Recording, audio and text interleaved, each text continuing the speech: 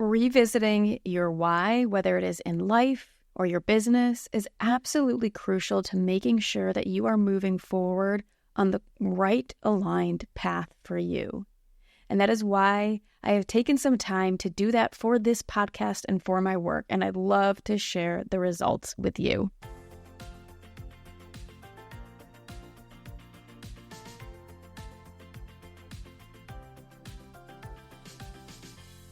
Welcome, welcome, welcome to the Unweaving Chronic Pain Podcast. I'm your host, Dr. Andrea Moore, founder of the Whole Self Integration Method, and I am here to help those with chronic pain, whether it is physical or emotional, reclaim their lives.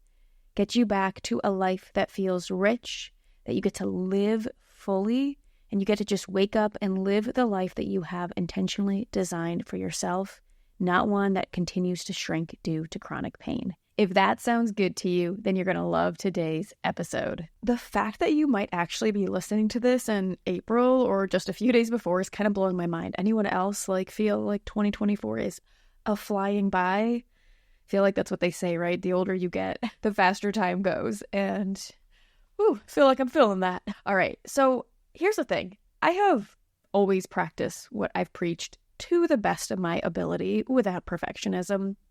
And I have really been deepening more and more into the essence of it. And it's just led me to some personal reframes or things that I'm solidifying into more that I really just wanted to take some time to share today because I think they're going to be incredibly valuable on your journey to getting your life back. So here's the thing. On one hand, I'm the same person I've always been, but for a while it felt like I really was a completely different person since October 7th. The depths it has taken me on in this work, in discovering layers of myself and parts of myself and things my nervous system have been holding onto is not only profound, but painful, and that's just to say the least. But in examining them and working through them and bringing awareness to all of this, it really has allowed me to shed off layers that I didn't realize I was carrying. As such is with this work, often with deep nervous system work, subconscious work, there's things that we can't access until we either hit a new phase of our life or there's like an external event that triggers them up. It's like you can't find them otherwise. And so I think for me, October 7th triggered up so many things and so many layers that I have now been working with and working through. And it really keeps feeling like it's fundamentally shifted the way that I view the world. Like a lot of times I'm like, oh my gosh, I feel like I have done a complete 180 on so many things and viewpoints.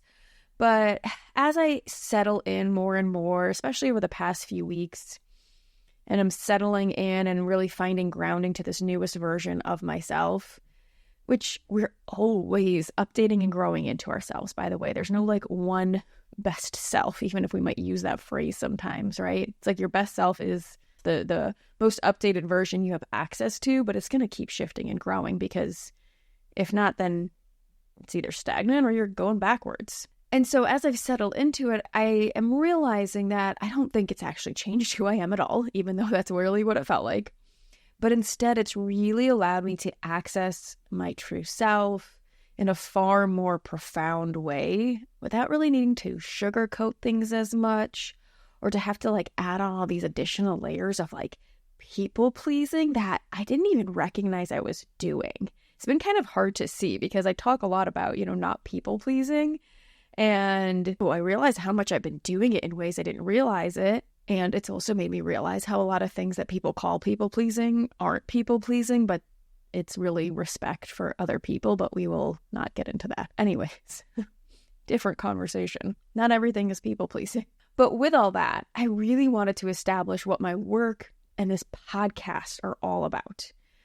And I know that the way I have approached pain has shifted over the past 10 plus years because I started out as getting my doctorate in physical therapy and you learn one way. And so of course I evolved, but I really don't think it's shifted since I began my business and the podcast. It's only solidified.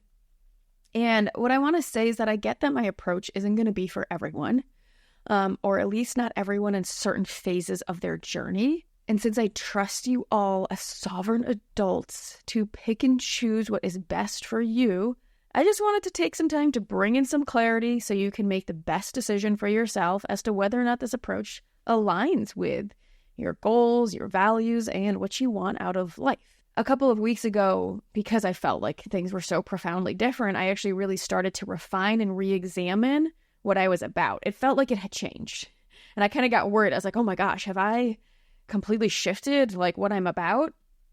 And so this started solely as a personal exercise for myself. But now that it's feeling so much more solid, I was inspired to share it in its most updated fashion. And it turns out it really hasn't changed, but I'm just deepening into the way I'm seeing things. But before I do that, I do want to share a little bit about where I used to be in the beginnings of my journey, mainly because I think a lot of people start out here, and you absolutely might be one of them. And so I want you to know that you're not alone, and also be able to see the evolution that is possible for you. So when I first started working as a PT in 2011, I was truly around some of the most phenomenal physical therapists. I worked at an extremely well-known clinic. My mentors were absolutely amazing. So much experience. Everything was about constantly learning and growing and being like at the top of your game at all times.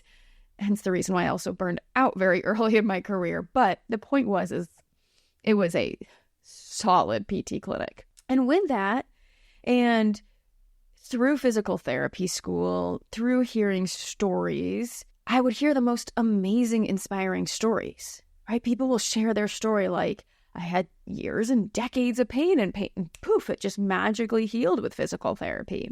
And on top of that, I was also already really big into the self-help and the nutrition world. And it's the same thing.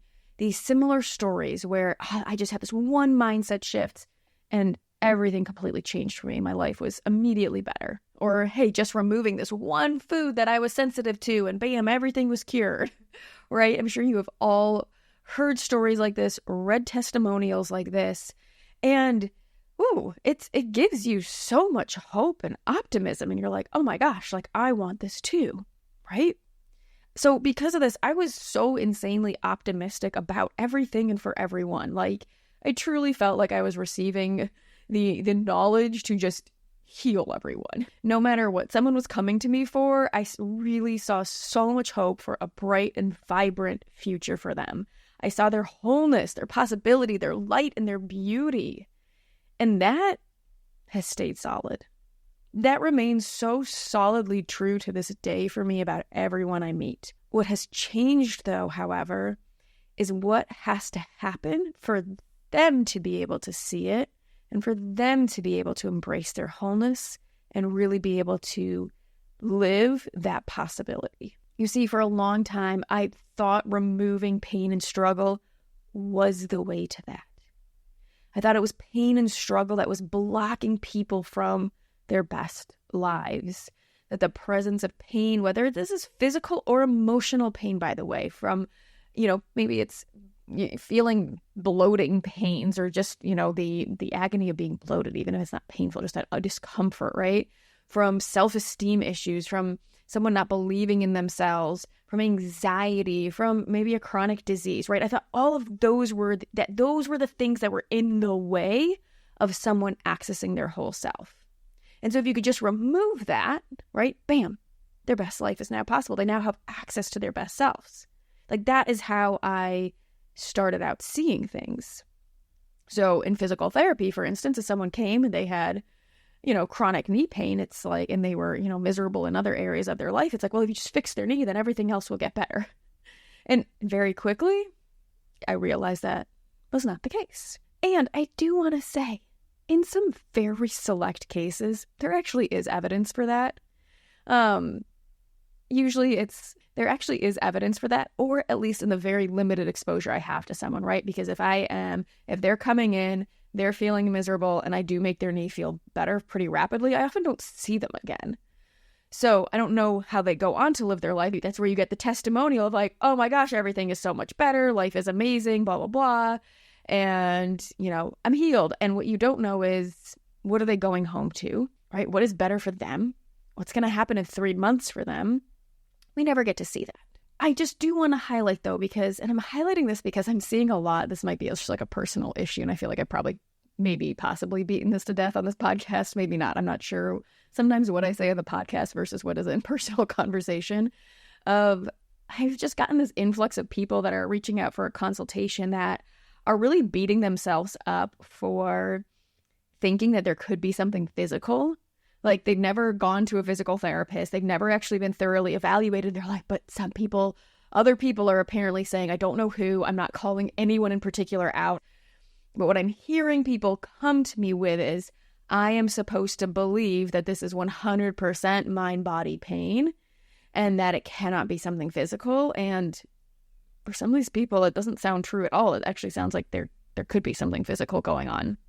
And so while that could mess with some people's heads, if you feel very confident in your pain being mind-body pain, trust that. Don't let what I'm saying mess that up. But if you haven't been properly evaluated, then I think this concept that's out there that all chronic pain is mind-body is harmful. Is all chronic pain going to have a component of mind-body? Yes, but absolutely 100%.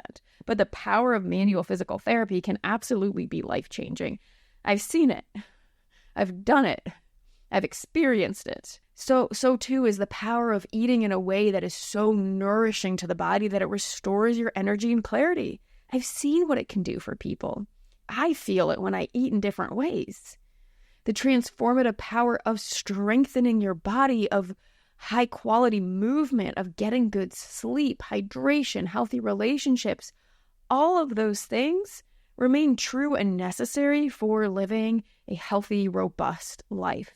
None of what I'm about to say is taking away any of that. However, if you are someone who has trouble accessing these things or carrying them out, or you know what to do and just can't seem to do that, then that is why you are here, because that is what we get to focus on. And so with all of this, this hope of, there's this one magic thing out there, right? For somebody, you can just do this one intervention. I really quickly had my bubble burst, because there were people who I couldn't find the right techniques and exercises to alleviate their pain. I felt like I was doing all the right things and it just wasn't helping them. There also are cases where someone has some permanent dysfunctions that happen that don't really have any appropriate intervention. Like, you can't change someone's big toe that has fused, and surgical options are pretty iffy for that. And we won't go into that. I could do an entire rant on foot surgeries, time and place. Okay. Like, I can't undo what happened to one of my patient's kneecaps that got shattered in a car accident and is being held together by internal metal, like wiring and screws that do create pain in certain motions, because it's literally like a metal object is in her body and it's like rubbing up against her skin in weird ways, right? It's like there are certain cases where there is going to be pain that really you can't impact in some magical get rid of it way. I can't change what happened to the girl who was burned with scalding water on her leg when she was a baby. And now she's probably about 20 some years old now. She had a massive webbing that held her knee in a completely bent position. So imagine your knee like heel to butt, right? Your leg being stuck like that for the rest of your life, because the proper interventions weren't done when she was a baby. There's nothing that can be done for that. Also, for a subset of my clients who didn't fit any sort of textbook description that we learned in PT school. Naturally, because I, had a tendency to beat myself up, I always just assumed it was me. Like, I'm a bad PT because I can't fix this person. But after teaming up with my extremely skilled and competent mentors, and even having them treat some of my clients so I could observe and make sure I was doing everything right, I realized it wasn't me. Even when I tried to get some of these clients to go see someone else, because I just didn't feel like I had the right skill set to make them better, many ended up coming back to me. They weren't any better. Often they felt worse, and they actually felt like what I had was something better to offer. The problem was is at the time, I didn't understand what it was that I was doing differently that these other practitioners weren't doing. I didn't understand why people could choose me when I was barely a year or two out of school and, sort of knew what I was doing, but was still learning, over these practitioners who had 10 plus years of experience. I didn't realize that what I was offering actually didn't have that much to do with the exercises or the manual therapy I was providing. I don't think they realized it either. What I now can see is that what I was providing was something different. And that's what stayed as the solid through line through my work, even if my means of providing that have become much more crystal clear and repeatable. And now something I now understand. I couldn't see it at the time. So despite all that, despite feeling like I wasn't doing enough because I couldn't see what I had, I kept learning. I kept maintaining hope. I knew there had to be possibility for myself because I was experiencing chronic pain that no one could touch at the time, and for my clients who there just seemed to be no easy answer to. So I thought if I just kept learning new techniques, new interventions, we would find that quick fix, right, thing that helps them be able to just go out, wake up the next day without pain and live their best life.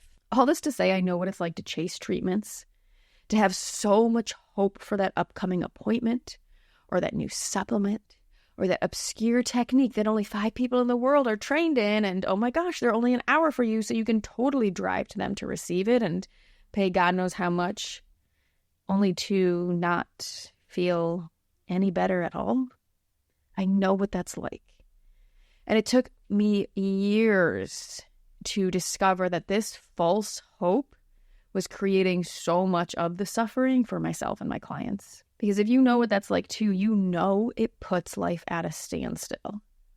Everything is in limbo or on hold, or you're just going through the bare minimum motions until, right? Once I see this person, then I'll be able to do this. I can't tell you how many consults or people I've spoken to who will say, well, I have an MRI coming up. It's not for 3 more months. And, once I get the results, then maybe I can start with you. And it's like, what? Like, it makes no sense. You're just going to wait for 3 months for an MRI that's probably going to show you jack shit, by the way. Again, we can have a whole other topic about that. The MRI isn't going to do anything. The MRI is not going to make your pain better. This is a blanket statement, not true in every case.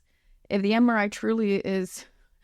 If they felt fine scheduling it 3 months from now, it means that it's not something that's likely going to show something where you're going to get some immediate answer, right? It's this feeling of like unto, and we put off living our lives and often unintentionally, but that's what happens.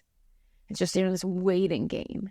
It's like until pain is gone, until anxiety, depression, apathy are gone, until I feel motivated, then I can start doing something, right? This isn't just about pain. Think about this for your whole life. I know I would cling to this feeling of like, oh, one day I will just wake up and finally feel magically better. And then I can live up to whatever wholeness I see possible for myself. And I know so many people feel the same. And it really took experiencing this at such a deep level after my concussion in 2013 to realize that I had things all backwards, that I was not looking at this in the right way. Because it turns out that moving forward, even with pain, with struggle, with apathy, with anxiety, insert thing here, without any motivation, without any desire to get up and go exercise, is exactly what allows you to reclaim your life. Clinging on to hope that is placed on some external savior to come in and fix you keeps you in a limbo that only strengthens the vicious cycle of pain and keeps you in the shrink response. And if you want to learn more about that specific dynamic, the shrink response and the vicious cycle of pain, then I highly recommend you catch the replay of my masterclass that I just went into a lot of detail on that. It's in the show notes. Look, I will be the first to tell you and to sympathize with you and to validate the hell out of you that having pain or chronic symptoms sucks. Like, it fucking hurts. It gets in the way. It can slow you down. Nowhere am I trying to convince anyone that pain is like amazing. You should love it. Just love your pain, right? Like, I'm not trying to tell anyone that. Like, of course you're pissed off at it. Of course you don't want it to be there. Of course. But the whole irony is that the longer you stay in that state, the more upset you are at pain.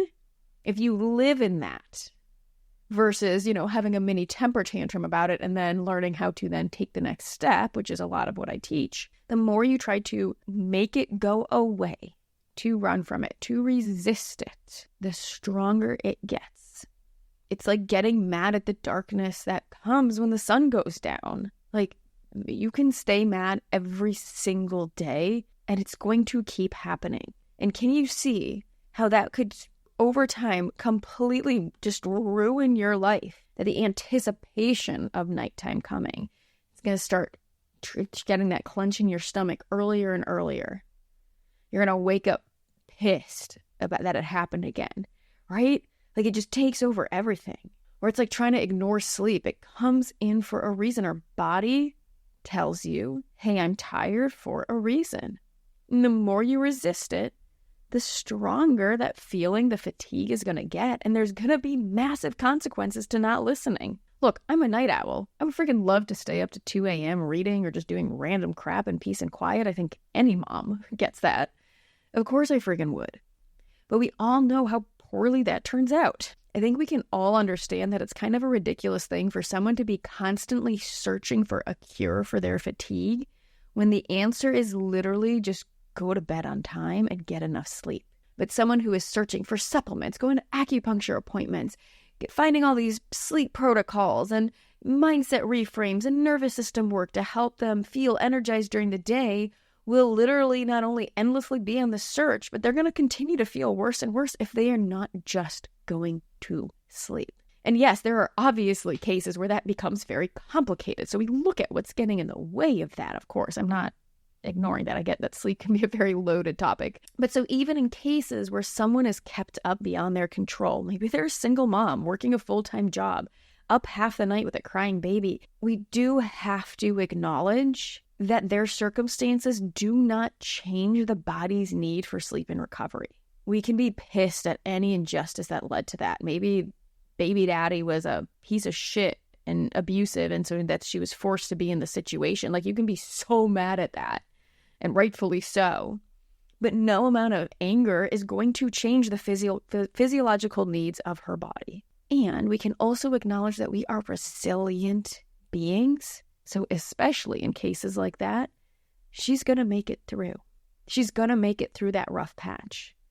And by doing that, by leaving said baby daddy that I've just made up, right, she is making her life better, even if she's paying for it some in the interim. It absolutely was the best choice for her life. And so the best way is always going to be to meet yourself where you are without judgment or fear, and to address anything that's getting in the way of doing that. So hopefully we can all see how ignoring what the body needs, it just doesn't work. It's not realistic. It kind of keeps us in this like kid-like temper tantrum state. And as you've probably heard me say, or I think I said earlier, like, I'm all for having 2-minute temper tantrum. You can have a 10-minute temper. I don't care how long it is, right? Like, have a temper tantrum. Like, be in that like super immature, like, I mean, no judgment when I say that, right? Like that really immature state where it's like, this isn't fucking fair. Like, I don't want to have to deal with this. I'm going to get angry at it. Like, let it out. And then you have to take the next step. No matter how much you don't like the messenger, ignoring it isn't going to get rid of the message, isn't going to get rid of your body's needs. And so I recognize that I was clinging on a false hope to be able to help myself or my clients get to their most aligned whole selves in a way that was relying on a quick fix, because it felt so much safer and easier. Like, think about it. I mean, how much easier would life be if you could just wake up without pain? I'm not denying it wouldn't be easier. How much easier would it be to all of a sudden be able to speak up for yourself and just have it come easy to set boundaries, to stop people pleasing, to quit your job and apply for that one that you know is the right one for you, to start a business that you have been dreaming about for years, but clearly you might have some resistance to it because it's going to be a lot of work, right?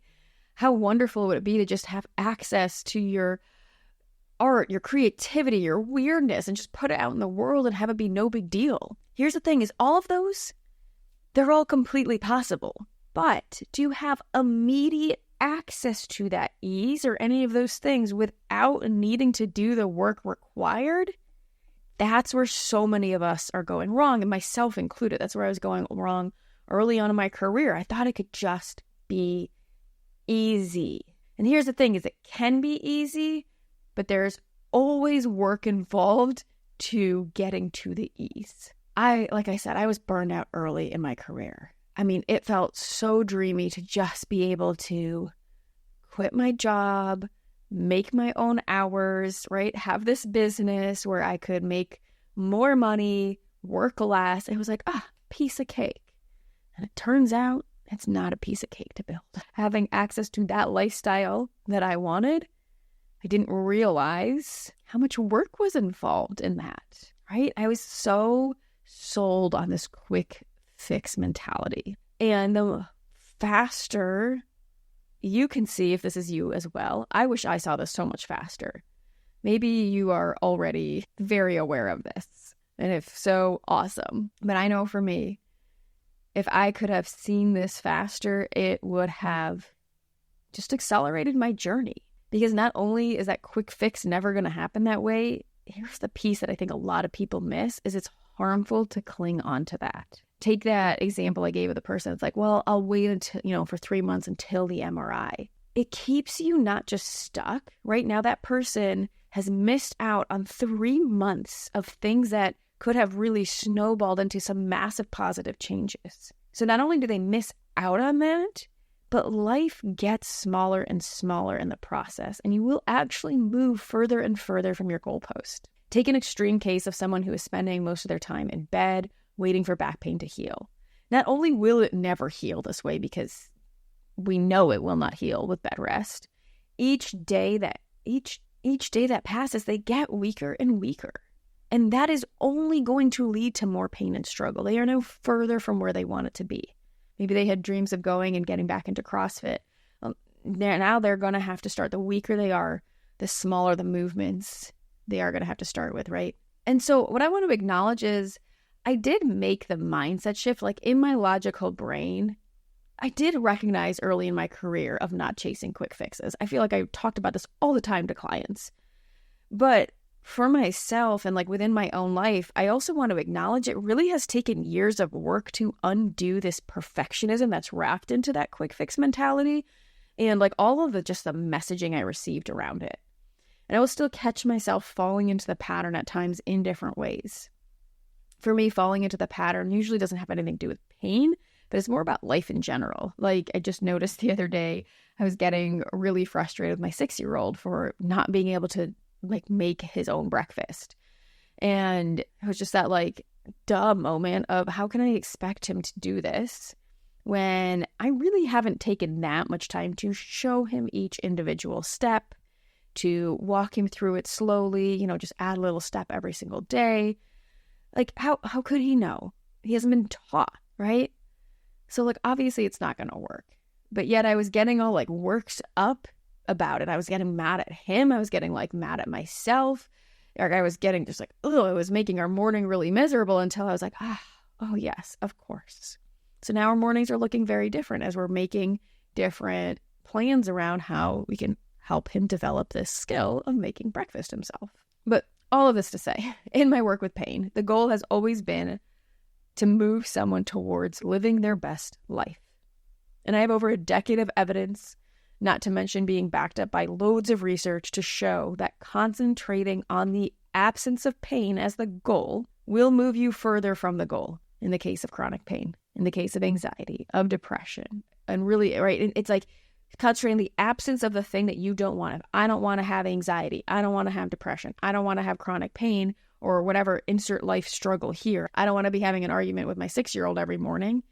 If that's the focus, and that remains the focus, you will not move closer to it. Now, within my Pain to Power program, I talk about starting with the absence and how to shift it into a different lens. So it's it can start with, I don't want to argue with my 6-year-old, and then you reframe it so that way you can be moving towards something. Because what you want the focus to be is what are you moving towards, not just what are you moving away from.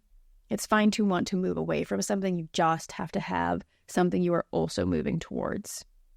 And I teach you how to do that. in the Pain to Power program. And so in this work, it's exactly why my mission and goal has never completely focused on healing pain.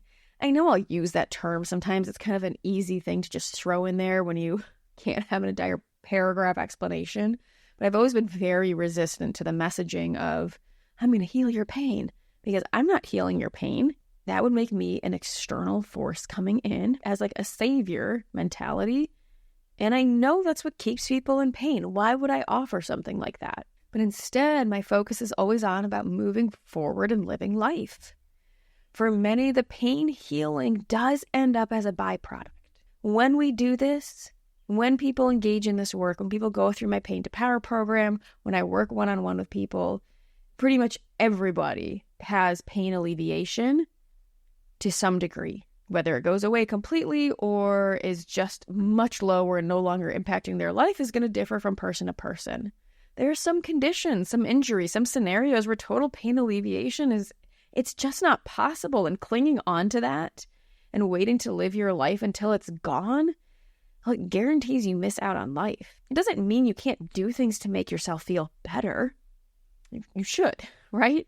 If you know that getting a massage every other week brings your pain levels down, allows you to, live a more functional life, and that is super accessible to you, and it doesn't feel like you go and you get to enjoy them, and it doesn't feel like it's getting in the way of living your life, then of course go do the thing that's going to make you feel better. I think this is where people get confused with this message, is it feels like, oh, well, then I shouldn't do anything to make myself feel better.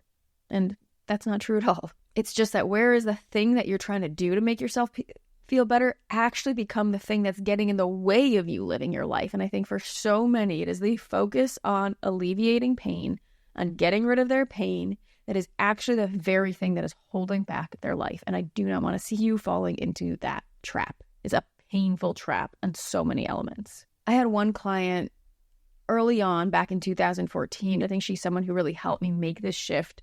She had Ehlers-Danlos, a long history of trauma, and she was in chronic pain for over a decade, and she was young.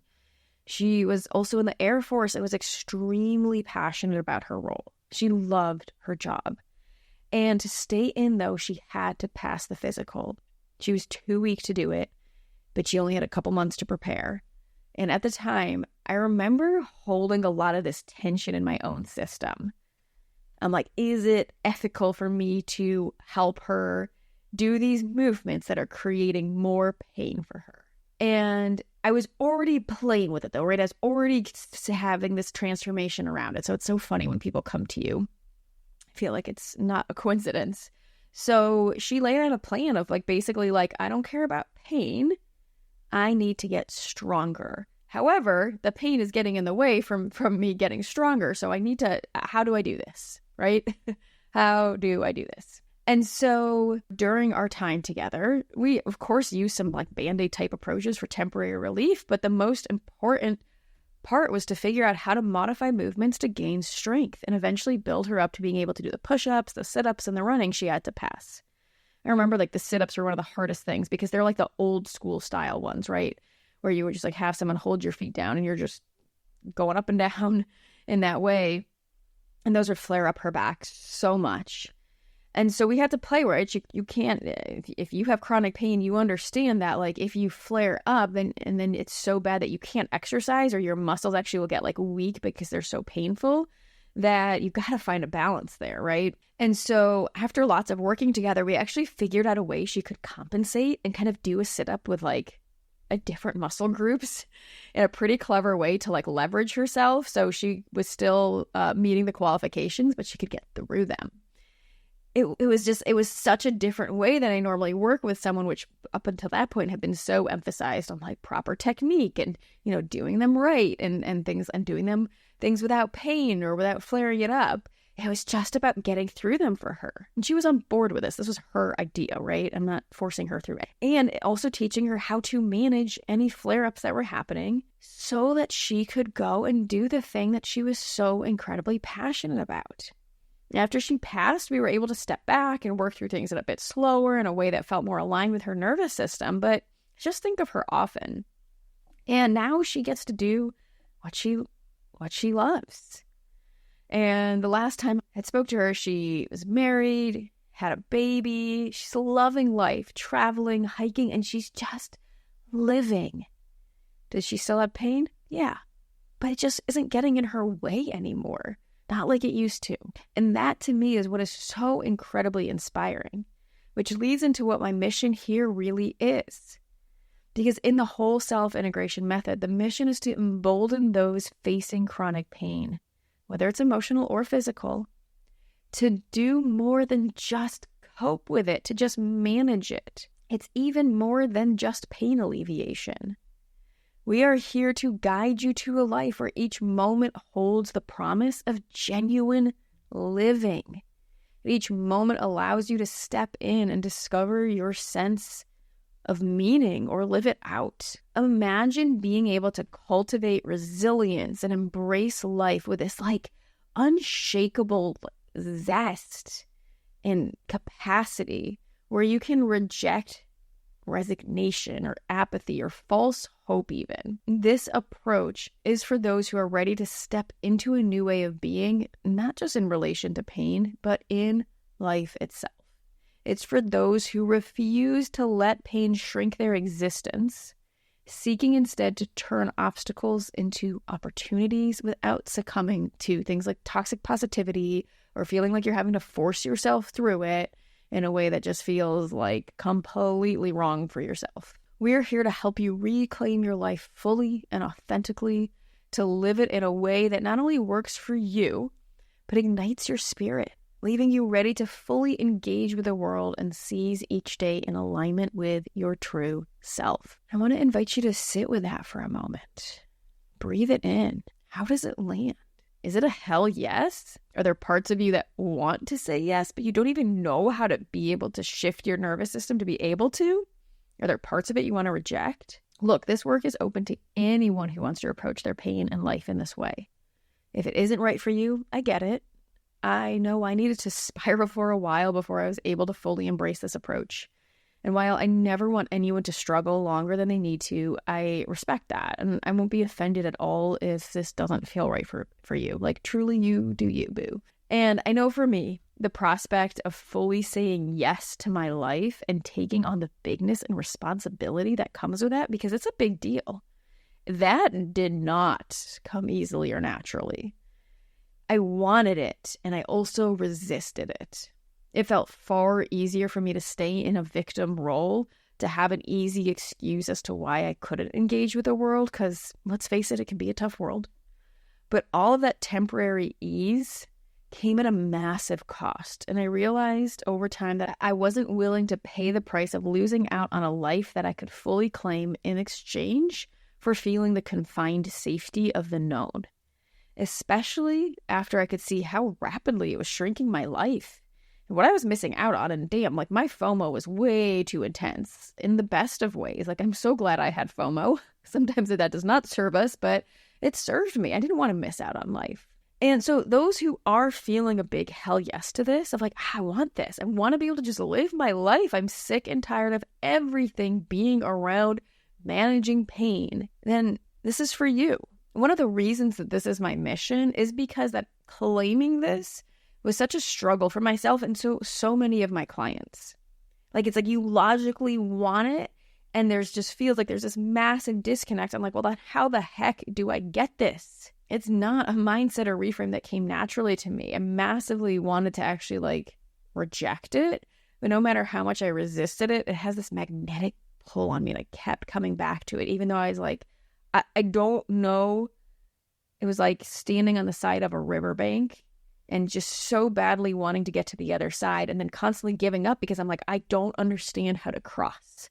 So I'd walk away from it, and then I'd keep coming back because I really want to be on this other side, but I don't get it. And so slowly chipping through the layers that got in the way, kind of slowly building the bridge over to the other side, has allowed me to fully embrace and live it. And so I just want to say it's completely normal for that to be the case, to want it and to not know how the hell to do it or to even resist it. It's all normal. In fact, that's why you're here. That's why you're listening. If you knew exactly how to do it, you wouldn't be listening to this. You would have already done it, right? And I still have to find my way back to this lens at which I look at life through.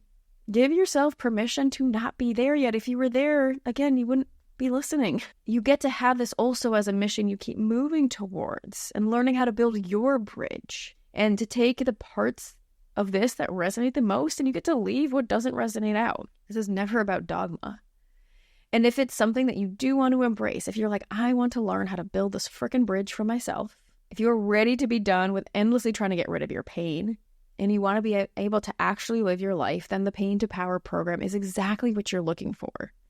It's the only one of its kind that combines the neuroscience of pain, the nervous system, and a trauma-informed approach. It's not about telling you to just get over things or push through things because, as I've covered, we know that doesn't work. But it does still allow you to generate forward momentum in life. It's not about just hanging back either.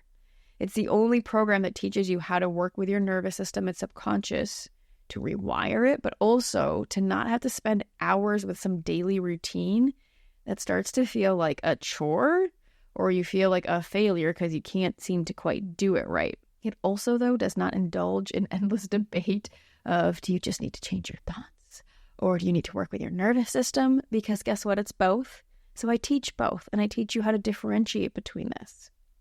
And this also applies to those who already know that they purely have mind-body pain, and to those who might have a known or possible, or, you're suspecting a physical component as well.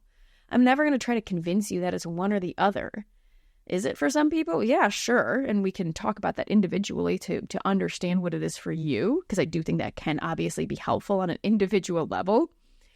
But this blanket assumption that pain must purely be mind-body is more harmful than helpful in many cases. And all of this Pain to Power program is built out for you, ready for you to access, and it comes with a compassionate yet fiery leader at times, that's me, to support you through this work. This work is not to be done in a silo. It really can't be done alone for the most part. We need another nervous system to hold space for us to model what it's like to engage with ourselves and with our pain in a different way. It's really hard to do that if, to just read a book and to you don't get the nervous system embodiment of it. And on top of that, there's a group aspect where we have weekly group calls that are incredibly supportive, uplifting, compassionate, and with like-minded people that are all dedicated to moving forward in life while healing in the process. Space is held for you wherever you are on your journey. And so if you're ready to reclaim your life and move out of the limbo of waiting for pain to heal, then I cannot wait to see you in Pain to Power. And if you aren't sure if it's right for you, no worries. Let's chat. I'll be always very honest about whether or not I feel like it's the right fit. And if it doesn't feel like it is, no worries. I have a ton of resources and other referrals that I'll happily provide if I feel like that is the next best step for you. So if you're ready to stop suffering and start living, let's go. All the links are in the show notes, or you can go to discover.drandreamore.com to check out the program, or drandreamore.com/schedule to book a consult call. Either way, I can't wait to see you.